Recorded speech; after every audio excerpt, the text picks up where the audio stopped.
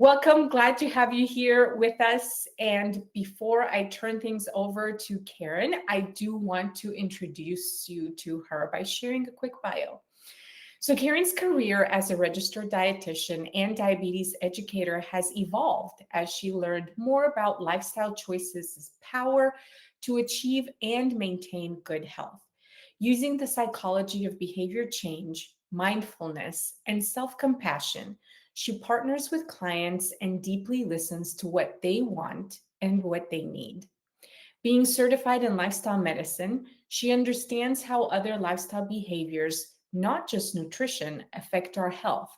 And she has a holistic approach to guiding her clients toward their ideal vision of wellness. I think that is so encouraging.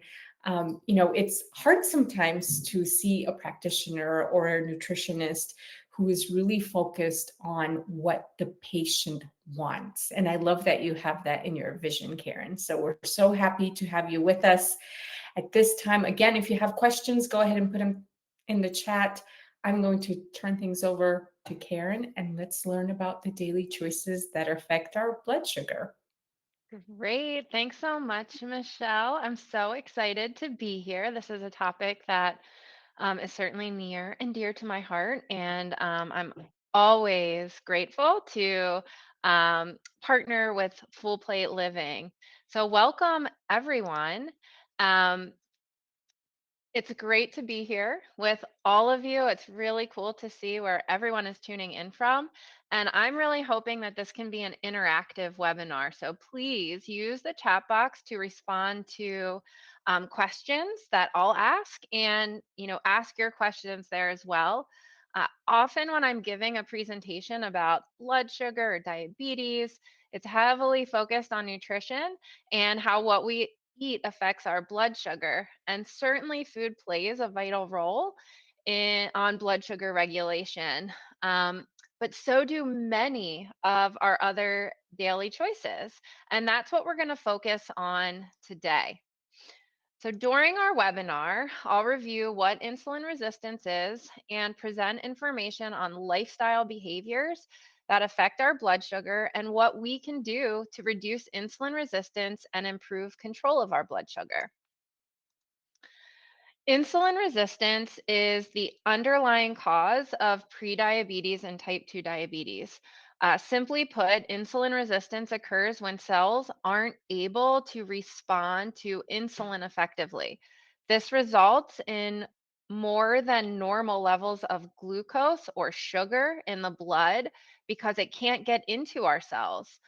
People often don't know they are insulin resistant, and if not addressed, insulin resistance can progress and lead to type 2 diabetes. The good news is that insulin resistance can often be reversed with lifestyle modifications, and the sooner insulin resistance is addressed, the better, although it's never too late to make changes and see improvements in blood sugar and health. The same lifestyle choices that help improve blood sugar can also improve heart health and reduce cancer risk. So, what exactly happens if you are insulin resistant? Imagine this morning you ate a bowl of oatmeal or cereal with berries. Your body breaks down the carbohydrates in the foods that you eat into glucose or sugar, which enters into your bloodstream. So, after eating a carbohydrate rich meal, blood sugar naturally rises. This is not inherently a bad thing and is a normal response. The problem occurs when insulin, a hormone made and secreted by the pancreas, doesn't work as effectively to get sugar in the blood inside cells after we eat. That's what's supposed to happen. And the white molecules in this picture represent sugar in the blood. Normally, after we eat, our muscles and organs will take in that sugar to use for energy or store later. And understanding what insulin resistance is and how it can be reduced is important. Research indicates that the majority of type 2 diabetes incidents could be prevented, and that lifestyle modifications are the best treatment for reducing insulin resistance. While some risk factors for insulin resistance, like family history, race, and age, aren't within our control, there are so many more risk factors like diet and physical inactivity that are. We're going to focus on these modifiable risk factors of insulin resistance today. More specifically, we're going to take a look at how our daily choices in these 6 areas of lifestyle can prevent or improve those modifiable risk factors, thus reducing insulin resistance. For anyone wondering, lifestyle medicine is the use of evidence based lifestyle therapeutic interventions as a primary modality to prevent, treat, and often reverse chronic disease.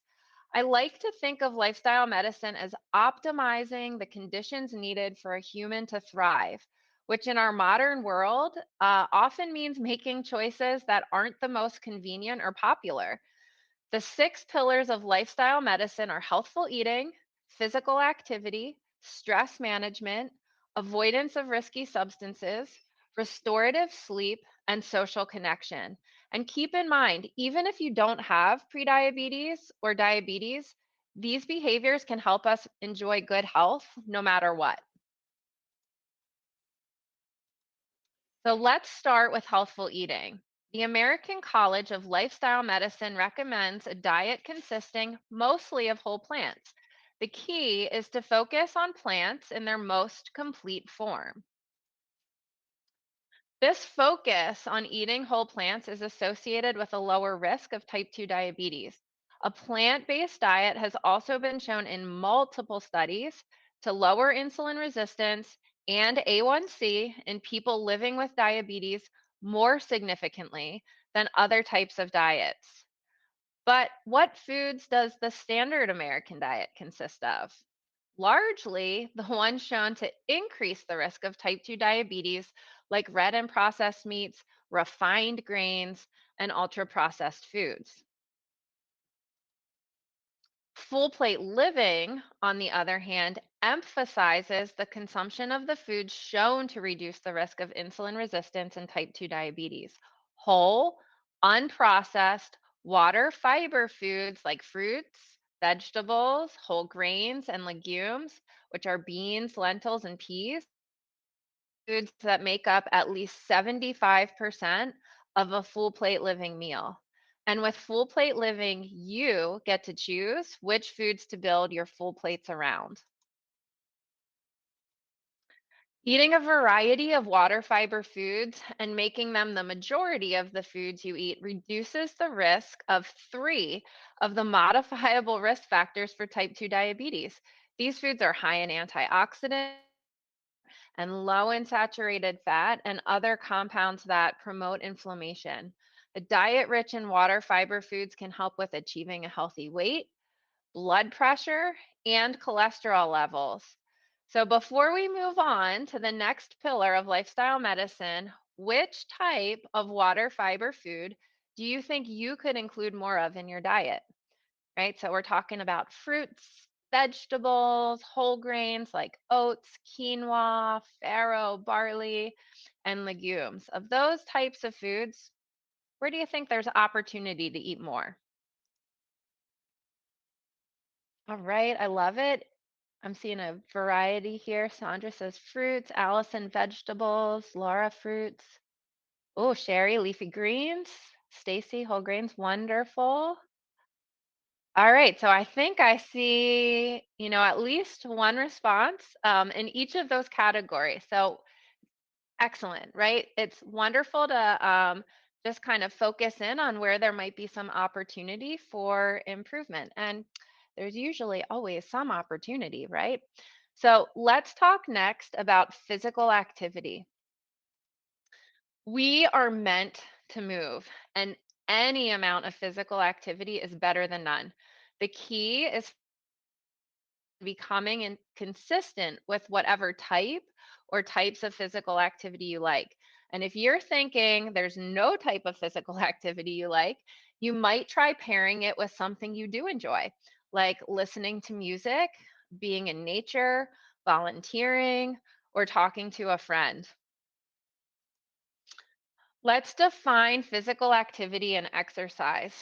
Physical activity is any bodily movement caused by the contraction of skeletal muscles that requires energy expenditure. It's like a blanket term. Exercise is one type of physical activity that is planned, structured, and recurring with the intent of improving or maintaining fitness. And exercise comes probably to no surprise with a multitude of benefits. It's a very powerful tool for lowering blood sugar and reducing insulin resistance. It also improves body composition and can help us maintain lean muscle as we age. It improves cardiovascular health, and as you can see, is something that reduces our risk of many of those modifiable risk factors for insulin resistance. In addition, exercise is one of the best ways to enhance mood. Even small amounts can reduce feelings of depression and anxiety. And exercise significantly reduces risk of dementia and can help us continue to do daily activities like walking upstairs, opening jars, and carrying groceries so we can maintain our independence as we age.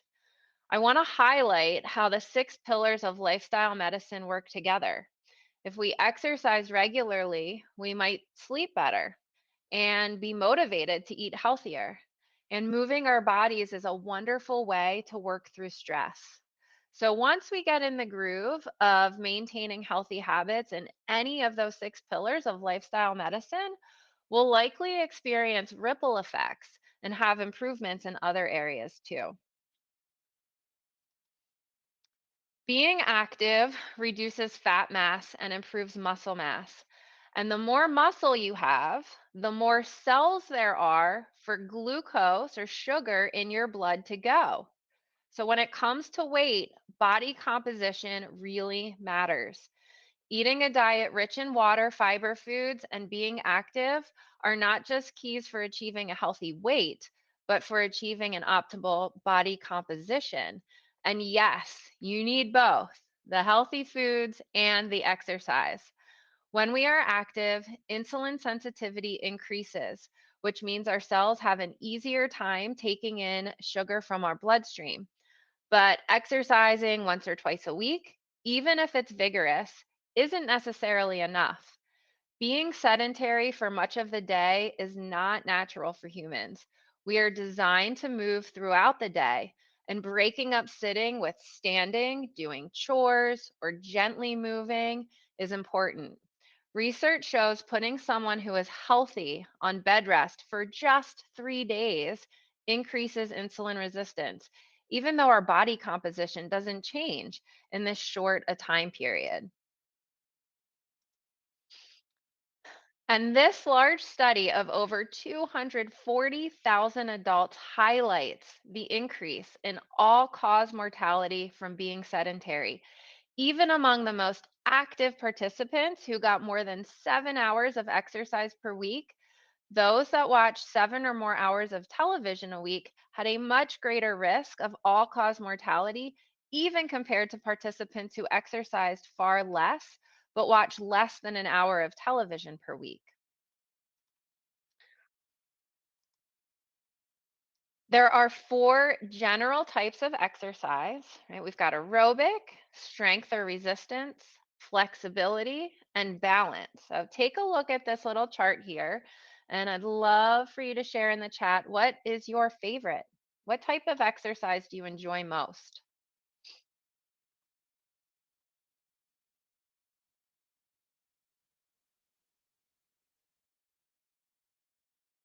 Oh, I see so many. All right, walking, pickleball, swimming, hiking, biking, skating. This is awesome. Dancing. Yes, tai chi, freeway. All right, so this just proves that there isn't, a one size fits all approach to exercise. There's so many different ways we can move our body, and it is really important to find those ways that we enjoy. The FIT principle is an acronym used to formulate exercise plans that are both energizing, realistic, and safe.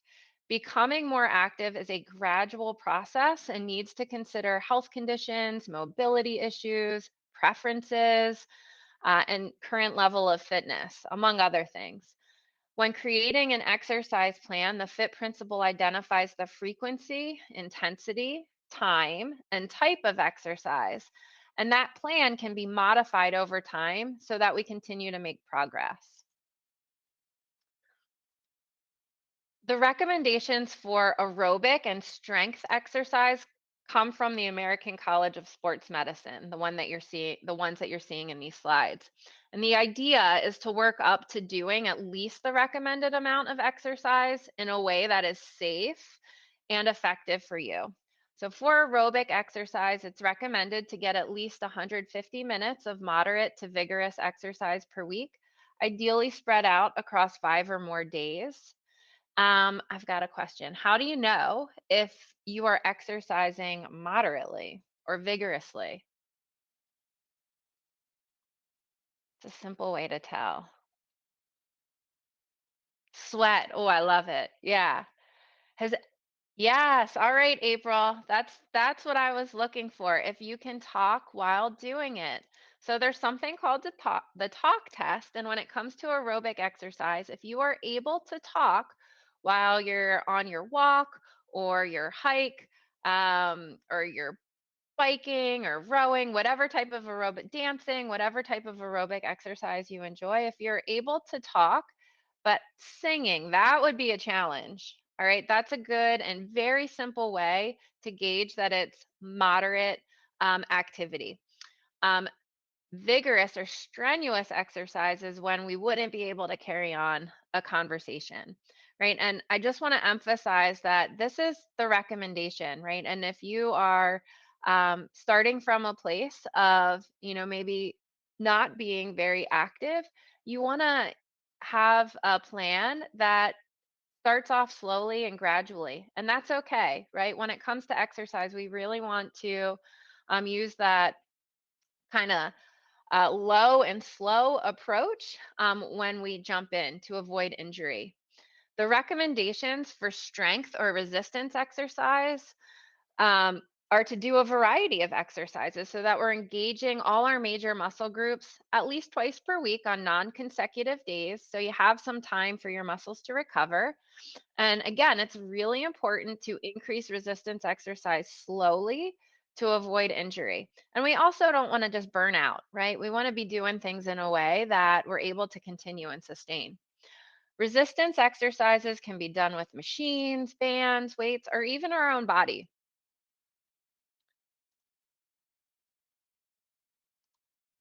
And walking, as many of you shared in the chat, that might be your preferred form of exercise.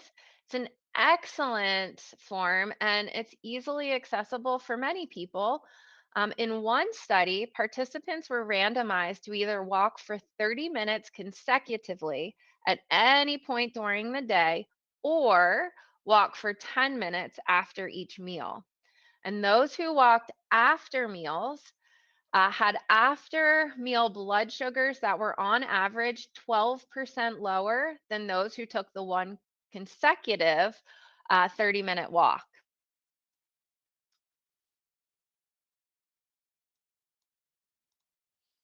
And moving our bodies can be a way to experience life more fully, right? Look at it as like, I get to do this. It can help us bounce back from setbacks more easily and increase our sense of joy and meaning. The key, again, is to find something you like doing for the sake of doing it. People who are avid exercisers don't use sheer willpower to get them through their workout. They actually like the feeling of the exercise they're doing.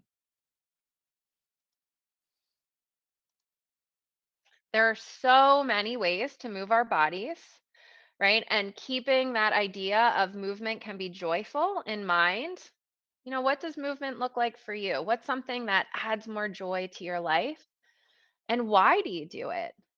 I run because it's when I feel most alive and connects me to nature, right? You want your why to be something energizing so that movement will be something you look forward to doing. Of course, there are times it's hard, right? When it's freezing outside or raining, I have more trouble for sure getting out the door and starting that run. But once I get going, I don't regret it. So I'd love for you to share, like, what's a way that you move your body that brings you joy?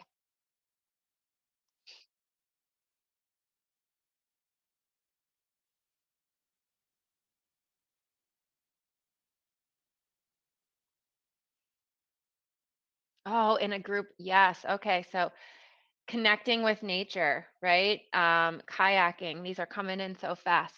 All right. Walking in a park. Yes. The sounds of nature. Just that can certainly add more joy and awe. Listening to music. Many of the ways that bring joy are in some type of group environment, a class, or with others. Connecting with water. Oh, I love this. Oh, okay. And Rebecca, you've yet to find something that gives you joy. Keep experimenting. And as I mentioned earlier, this idea of movement doesn't necessarily have to be what we think of as traditional exercise. If you're someone who loves to volunteer, is there a way that that can help you just be more active and get some more um, or less time, sitting in during your day? All right. So here's a really short video. This is something that's called a burst workout. And I want, before we're not going to be able to play the video, but the link to it is going to be shared in the chat box. And I certainly encourage you, if you enjoy the activity, I'm going to walk you through it instead. If you enjoyed it, you can use that video to walk you through it, another time. So before we start with the activity, I want you to just tune in with yourselves, maybe take a deep breath and just, you know, connect with how you're feeling right now. And I'm going to set a timer. So, what I want you to do, I hope you're all in a space where ideally, if you can sit down and have your feet on the floor, you can just rest your hands in your lap for right now. And I just want you to kind of casually just start lifting your legs up. We're just going to ease into this and start pumping your arms. All right. And you're going to gradually start to increase when I say go. All right. And for just 30 seconds, you're going to go as fast as you can. All right. So let me get my timer set here. So just keep moving, more comfortably, just kind of getting the blood flowing. And all right. So everybody ready? We are going to go for 30 seconds in 3, 2, 1. All right, so pump, pump, pump, pump, pump. Try to smile. Keep breathing. Keep it going. We're almost halfway through. All right, you're halfway there. 10 seconds.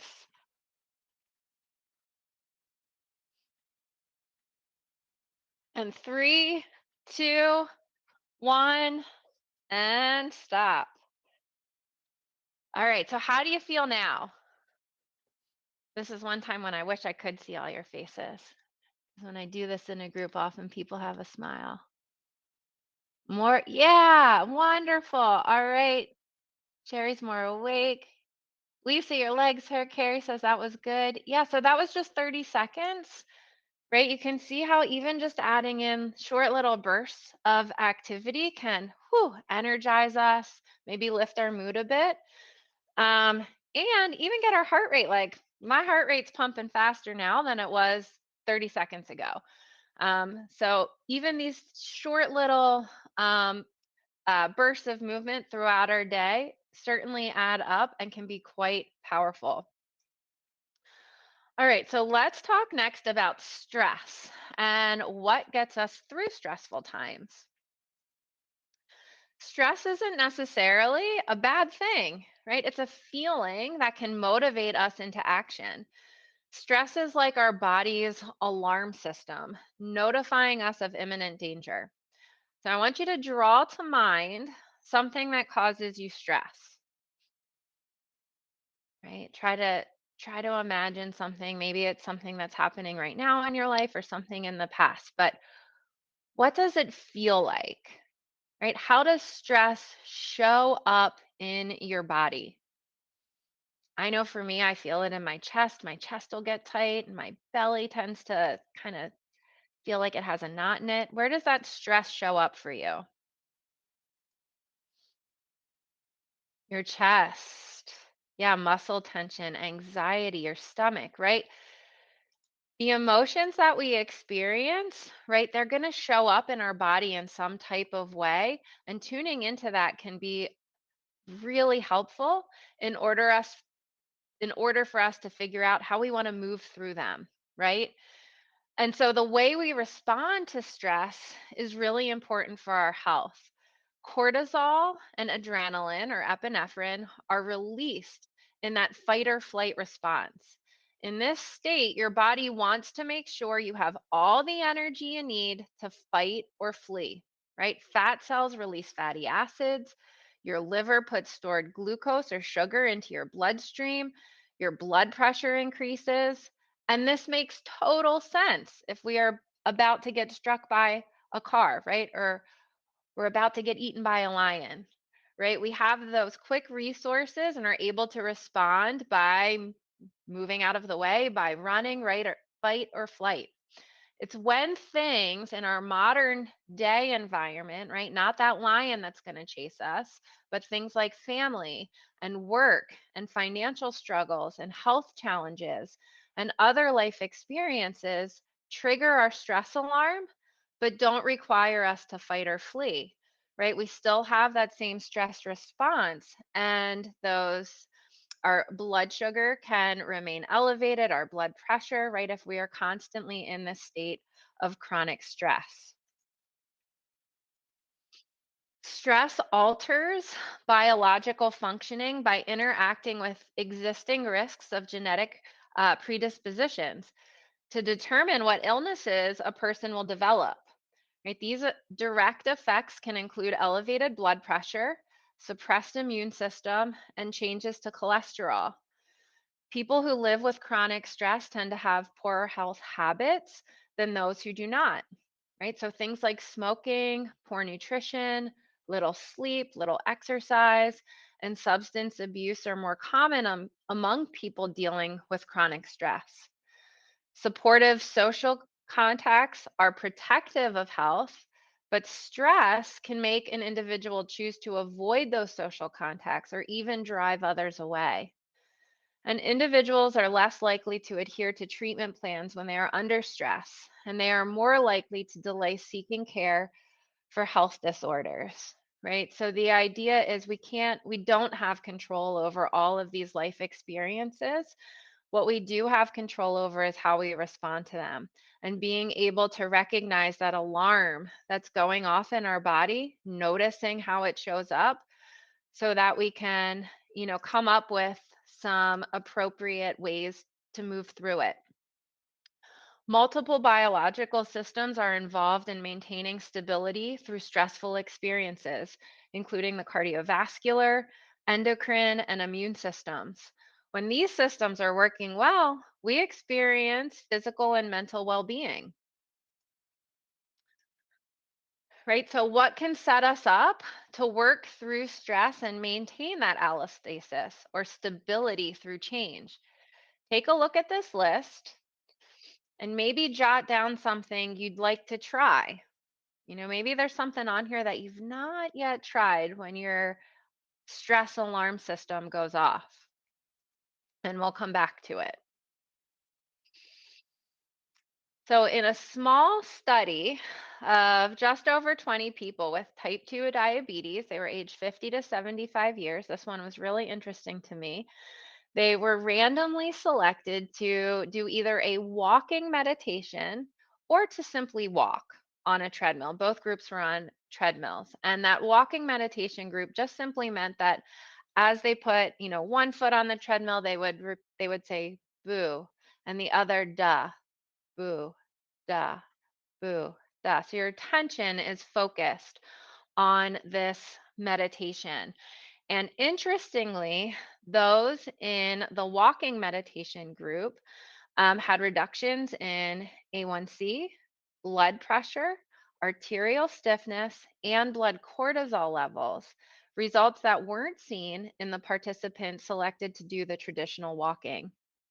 They did see some other improvements, though. So, this idea of bringing awareness using mindfulness and meditation is a really powerful way to help manage and work through stress.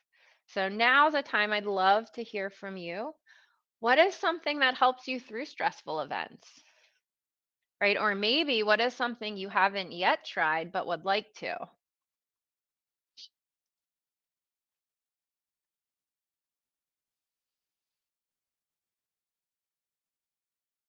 Oh, excellent, Naomi. Music, journaling, cooking. You've got multiple ways, mindful breathing, walking, praying. Yeah, reading, breathing. Getting out of the house. Yeah, any change of scenery. That's right. Our feelings follow our focus, right? And so if you're able to shift your focus on, something that lifts your mood, um, that is super helpful. All right. Yeah, I see all kinds of ways in here connecting with nature. So this is just another example of how this one element of lifestyle medicine, right? Stress, managing stress. Like these six pillars are all really interwoven, right? Moving our bodies can be a way to help us work through stress for sure, right? Eating healthy foods can also be helpful, right? So all of these things are interconnected and important for us to thrive. So thanks so much, everyone. All right, so now we're going to talk about sleep, right? We certainly went through the benefits of moving our bodies. Our bodies also need rest, right? And that time and sleep is super important for our bodies to do a lot of important work to help our minds store memories, to wash away, harmful chemicals, neurotransmitters, and um, also plays a big role in reducing the risk of insulin resistance. So, how much sleep is recommended? So, this chart comes from the National Sleep Foundation and it's of all ages. And for adults, the sweet spot seems to be between 7 to 9 hours, maybe slightly less as we get older, more like 7 to 8. And of course, there may be some variation there. But sleep affects virtually every system in our body, right? We really need that time to rest and recuperate and allow energy to be spent doing all of the amazing things that happen when we're asleep. And adults who consistently get 5 or fewer hours of sleep per night are 2.5 times more likely to have diabetes. So, this is certainly an important pillar of lifestyle and one that not just for reducing our risk of diabetes, but certainly some of those other modifiable risk factors like blood pressure and cholesterol as well. All right, so what are some tips for a good night's sleep? It's really important to maintain a sleep schedule, to try as best as we're able to, start to wind down and get to bed at around the same time and wake up at around the same time every day. Um, for people who might think, I know when I was younger, it was like, I'll just sleep more on the weekend. That isn't how our bodies work. We really need to have that consistent restorative sleep every night. Keeping your room dark, right? Because our circadian rhythm is very much aligned with light and darkness cycles. And so at nighttime, before we're, winding down and getting to bed, turning lights off, putting aside the phones, the TVs, all of the things that add light to our environment. Keeping your room cool is a really helpful way to cool your body temperature, which is something that naturally happens as we sleep. And exercise, right? Give your body a reason to be tired at nighttime. For people who might really be struggling with this, there is cognitive behavioral therapy for insomnia. And in the daytime, having exposure to light, getting out in nature and sunlight can help with that circadian rhythm.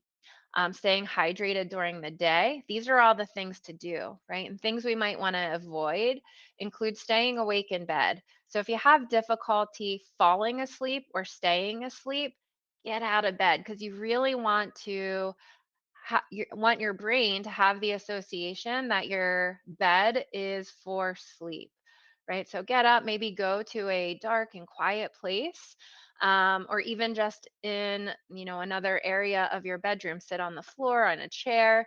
Maybe do some gentle breathing exercises, yoga, stretching, and only return to bed when you're feeling tired. And this certainly can take some time and practice, but over time, the idea is that you will train your body and your brain to associate, laying in bed with sleep. Um, of course, avoiding caffeine, and for some people, it's more they're more sensitive, right? So avoiding it, especially in the afternoon hours.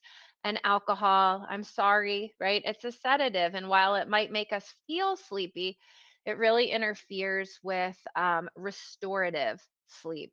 And so, especially if you're having difficulty, you might cut back. Prolonged napping during the daytime, taking sleeping pills, high sodium foods close to bed. So we want to stay hydrated during the daytime, right? And avoid those high sodium foods close to bed because our body's natural response when we're, winding down and going to sleep is for our blood pressure to lower. And also avoiding those, late night meals and snacks. So, what would you say? What helps you get a good night's rest? What are some things that you do to ensure that you're going to sleep well?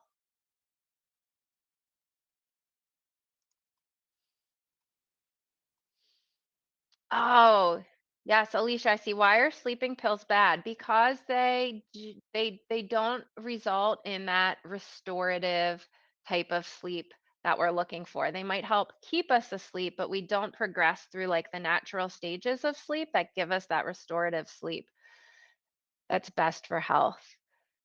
Yeah, all kinds of wonderful things here. Exercise, having that sleep schedule, avoiding caffeine and sugar at night, doing calming activities, wonderful. Yeah, taking some magnesium, that can help. Um, all right, lots of different types of calming sounds. Excellent. All right. All right, so next we're going to talk about avoiding risky substances, but specifically tobacco, because this is one of the risk factors. Smoking is a risk factor for insulin resistance and type 2 diabetes, right? And you can see right here from these numbers that it significantly increases the risk of diabetes. And there are many helpful tools out there. So if you are someone who wants to quit smoking, you might have a conversation with your healthcare provider because there are a lot of approved therapies and medications that have been shown to be safe and effective. And also moving our bodies once again. Exercise is something that can help as people who smoke are wanting to quit, just help them be more effective. All right, and last but certainly not least, we're going to talk about forming and maintaining relationships. Right? We are a social species, and feeling that sense of belonging and having social connection is really an important part of being human. And loneliness is a social determinant of health, right? So having social interactions and connection is another condition needed for humans to thrive. While social connection doesn't directly affect blood sugar levels, it does increase resilience, right? Or our ability to um, bounce back after setbacks. and it improves a number of the modifiable risk factors for insulin resistance. So how do we do this? Right? You don't have to be an extrovert or, around people all the time to have the sense of belonging and social connection.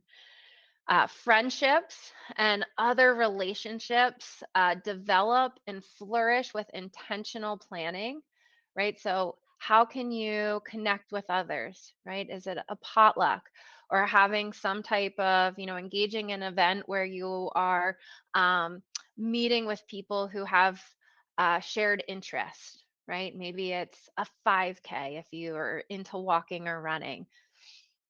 And end every social interaction with a plan to meet, text, or talk again so you can keep that momentum going. I know there's a group of women, ex colleagues, and none of us, all work together at this point, but we've remained friends over the years and we like to meet on a monthly basis. And we end each meeting with, like, all right, what's the date for our meeting next month? And once you've made a friend, keep investing time with them and stay current in their lives, right? It takes effort, but those efforts will create a kind of compounded interest. And the more you connect with each other, the deeper your intimacy will become and the greater social reward you'll reap.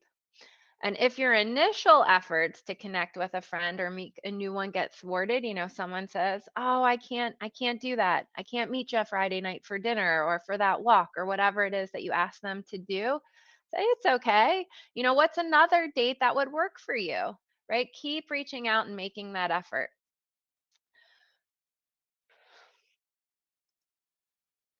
All right. So I hope that you've gained some new insights on the power of our lifestyle choices for improving blood sugar and reducing insulin resistance. I think I could give, a 45-minute presentation on any one pillars of these on any one of these pillars of lifestyle. But I'd love to hear one thing you will take away from today's webinar.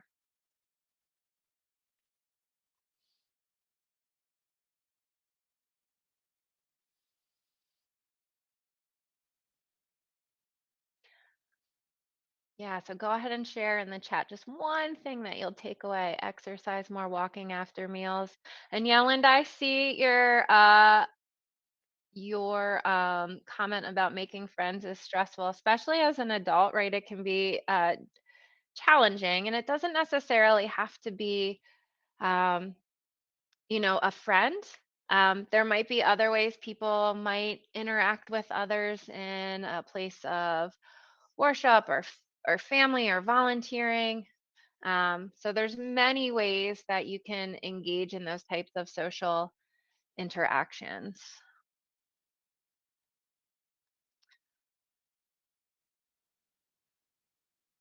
Yeah, this is wonderful. Oh, I'm so happy to read all of these wonderful ways that, or, wonderful things that you'll take away from our time together today. Um, I've had a lot of fun. I hope you have too. So thank you so much for being here.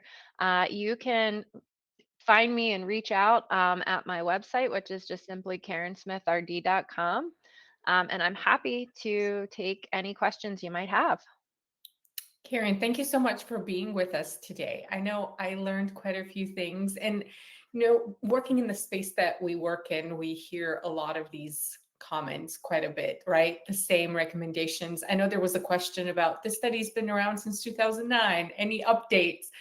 We do make updates to some of the recommendations, but the base is pretty much the same and it stays pretty true across the board. So Karen, again, thank you for being here. Thank you for your time. If you're not a member of Full Plate Living, now's the chance to go sign up. It is a free program, free resources, and you can find them and sign up at fullplateliving.org.